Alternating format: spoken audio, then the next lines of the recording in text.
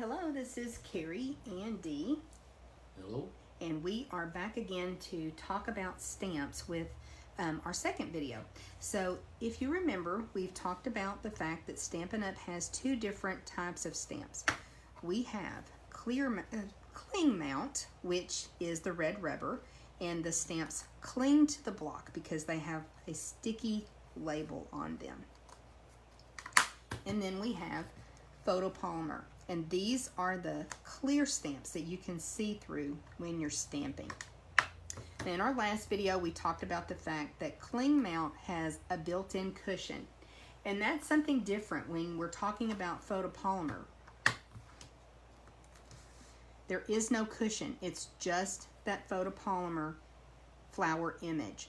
So we're going to have to do something a little bit different to get a really good impression with our stamps. So I like to lay my stamp on my work surface, come in with my block, let me get a good size block, and pick it up this way.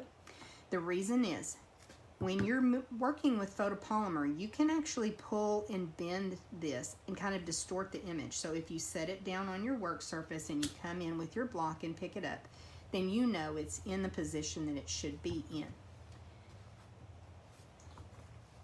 So one of the great benefits about photopolymer is the fact that they are clear.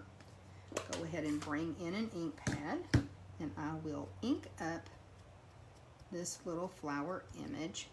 And I'm going to come over, and I know exactly where I want to put it because I can see through it. Put a little bit of pressure and stamp that image. Isn't that cute? Love it.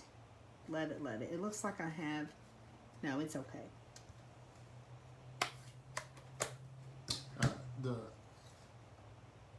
Also, if you were to, because that's a two-part stamp, now you could take the next stamp and stamp over the top of it. Oh, true. Very true. It's top corner up there. Right up here? No. Sorry. Let me get you. Let me get you another block. Let's grab a black ink pad too. How about that? Sounds like a game plan. Okay. So we'll show you exactly what we mean by one of the benefits being that you can see through the photopolymer stamp. You want to do it, Dale? Sure. Go ahead and put your stamp on your block and pick it up.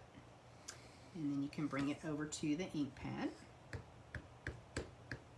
Gently. Are they getting seasick out there? Yes, maybe. Okay, and then you line it up, and these are they're not always they're more artistic, and so they don't line up totally exactly. Perfectly, yeah. Yeah. And leave it there for just a second. Oh, super cute. Completes the image. Super cute. Yeah, so you're actually able to see through it and see where you want to stamp. Awesome. So having this piercing mat, this is the cushion that we're missing with the photopolymer. Now you can stamp it just on your work surface, but to get the very best impression, we recommend using a piercing mat. What if you don't have a piercing mat? If you have a mouse pad, we have a mouse pad here by the computer. If you have a mouse pad, you can use that. Gives it that little bit of cushion. You could use your Stampin' Up! Catalog if you want to, or a few sheets of cardstock or copy paper. Something to give a little bit of cushion. The thing you can do with the photopolymers is you can distort the image when you put them on, if you wish. Sure, like when we've got, where is that little skinny sentiment that I had just a minute ago? So let's say we wanted this to be mounted on our block and we wanted it to be curved. We could actually do that on purpose. So let's see if we can ink that up and show you what we're talking about with that.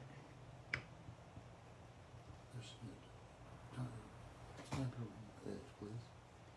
Of the flower? Yeah.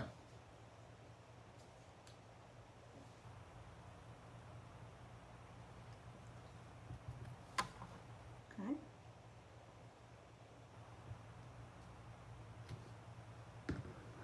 Now you can see you have a curved sentiment versus a straight sentiment. So that's one of the benefits of using photopolymer.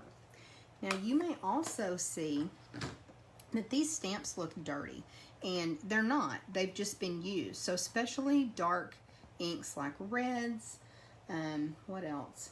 Reds mainly, but black ink, they'll kind of stain your stamps. There's nothing wrong with them. They still work perfectly fine, and these are clean. It's just that they stain a little bit. You still want to clean your stamps each time before you put them away, but don't worry if they're stained a little bit, they still work just fine.